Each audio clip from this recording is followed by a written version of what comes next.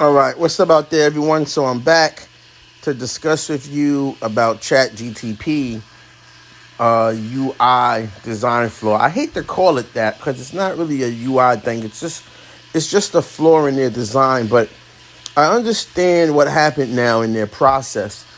So right now you're seeing ChatGPT in the mobile browser, okay? And if you look at it on the mobile browser, which is kind of odd, because they didn't launch it in the mobile browser. They actually launched it on the laptop, aka desktop, but laptop, none the same. So there's no purpose for a grid to exist, but it's a thing we call responsive design, where you normally start with the desktop ratio, and as you go to smaller screens, the elements cascade, they slide into another alignment. So in this case, for the mobile phone, and I'm on an iPhone, I think it's a 12 Pro, but I'll show you a diagram about how to do this the right way. So this is where they went wrong at some point. As you can see right here, everything is aligned for responsive, right? Because when it gets down to this screen, and of course there's smaller screens, there's like a watch, and there's another screen size underneath that we really use. But as you can see, it's basically in the right hierarchy, you know. It doesn't, there's no grid here. So I see what happened. What happened was they started to design it strictly for the mobile browser, and they did the responsive backwards. So they did it for the mobile browser, and then when they added when the developers coded it for laptop, the developers just thought, hey, it doesn't matter that the grid isn't correct. We'll just go ahead and push it. So this is actually not the fault of the design team. This is actually the fault of the front-end developer coding it, because they could have corrected that in the encoding of the desktop version, encoding of the grid. Now, one thing I did notice actually is that this design is also further inaccurate, which is kind of interesting. It doesn't go beyond, I mean, you can see it, but you see that right there? You can see it, but you have to kind of do like this jogging thing with it. Like, you have to really go all the way up. And the third element should be there, and this should disappear until you swipe up, but it doesn't work like that. So maybe, let me see.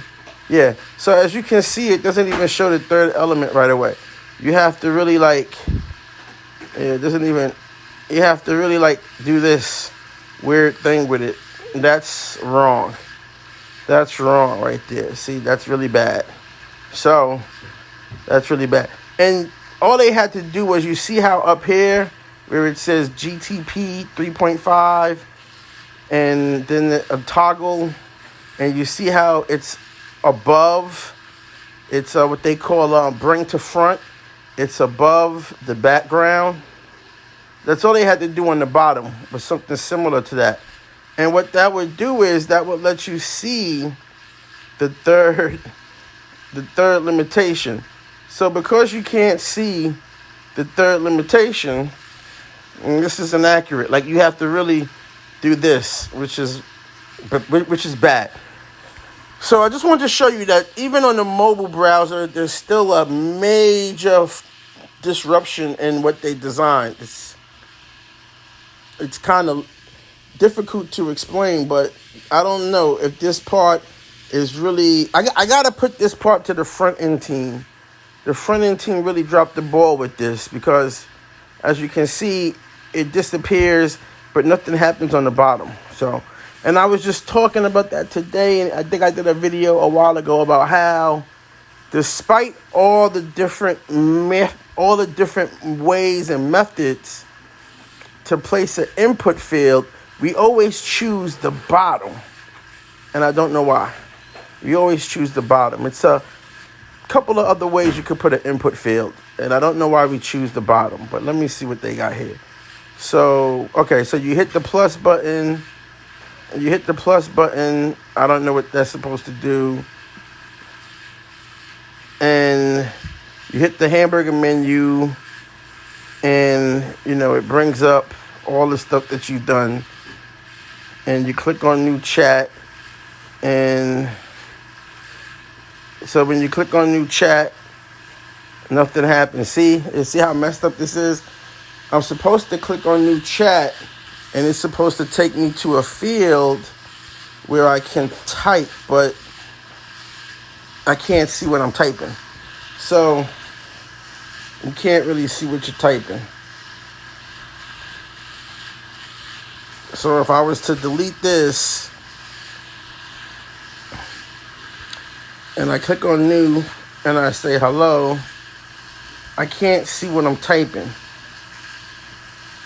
But you see, I can't believe they pushed this on the mobile browser. The funny thing about this is that all of this, the mobile browser and the desktop browser, all kick out to the app. The app is just all of the things you see in the optimized format. That's all the ChatGPT app is. And also, it's totally different. Let me see if I can show you real quick. It's totally different than the desktop and the mobile browser. So this is the ChatGPT app. It's very elegant and simple. And actually, I like that it uses speech to text. And you can also,